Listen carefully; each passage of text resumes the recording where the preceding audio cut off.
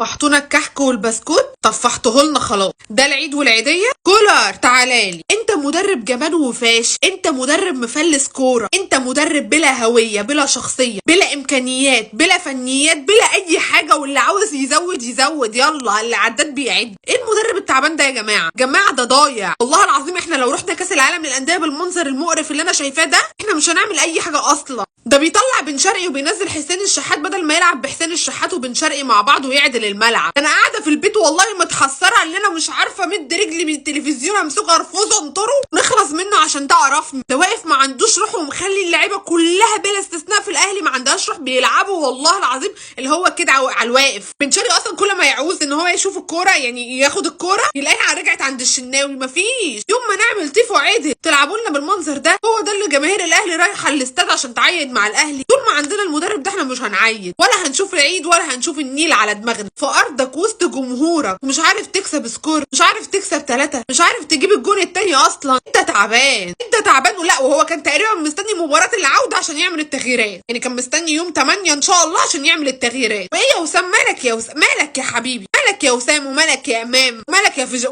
مالكوا كلكم؟ دي مش منظر لعيبه والله العظيم. قرف اللي احنا بنشوفه ده، قرف. عمر كمال ثواني بقى، ثواني واقول لك على حاجه. لو جبت عمر كمال بتاع بنت الجيران كاد اجزم لك ان هو يلعب احسن منك. انت بتنط يا بابا، انت فاكر نفسك انت على النطاطه اللي حماسه العيد خدتك بتتنطط؟ مش عارف يا جماعه، مش عارف يباصي، مش عارف يستلم الكوره، مش عارف يشوط. بيلعب كوره على ايه المعطيات اللي عمر كمال عبد الواحد بيلعب بيها كوره عشانها نزل الملعب؟ انا مش فاهمه الصراحه. عندك سكواد، عندك بن شرقي وفيجيتار ووسام وامام وحسين الشحات ومروان عطيه وكل اللعيبه، كل دول عارف تكسب 2 في ارضك وسط جمهورك ومستني تروح موريتانيا تعمل ايه بقى؟ هتصنع المعجزه؟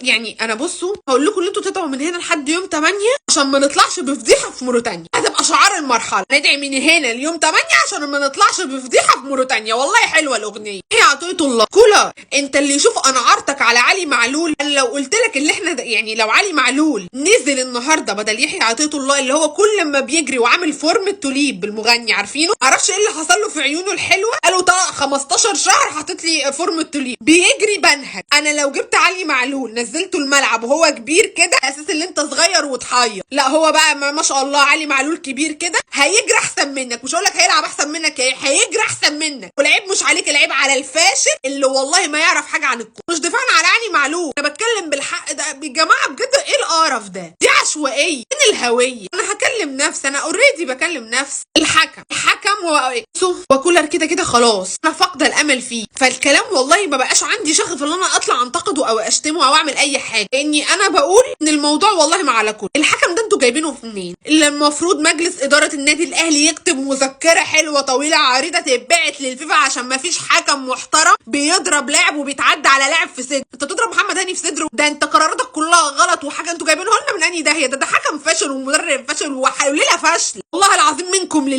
لله اللي احنا هنشوفناه النهارده. عيدتوا علينا شكر. مش عاوزه اشوف لكم. بصوا ثواب شهر رمضان كله ده عليكم النهارده.